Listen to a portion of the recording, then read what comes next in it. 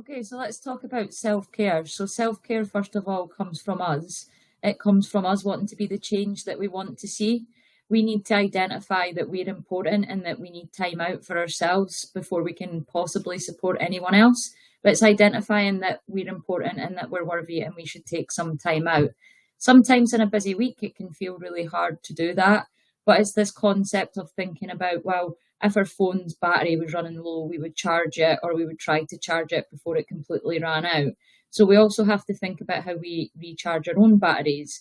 So that's about connecting with activities or things that we enjoy to re energize ourselves, even if it's for 10 minutes a day. But that might make the difference between looking after our physical and mental well-being before we burn out.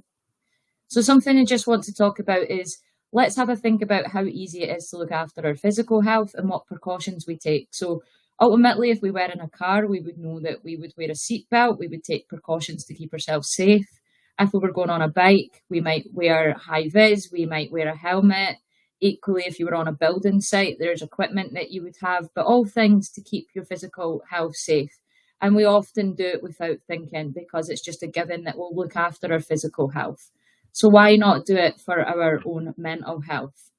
So the thing I want to have a little think about, and just as a little reminder, the self-care can be broken down into an acronym. So first of all, if we think of self, we first of all want to meet our core conditions to keep our well-being as best as we can. So the S stands for sleep. First of all, are we getting enough sleep? How do we schedule in a routine? E stands for exercise, and exercise can be a variety of things. It doesn't have to be doing a sport or going to the gym. It could actually be gardening, dancing in your kitchen while you're cooking. It might even be doing the cleaning, but anything that gives a little bit of movement throughout the day.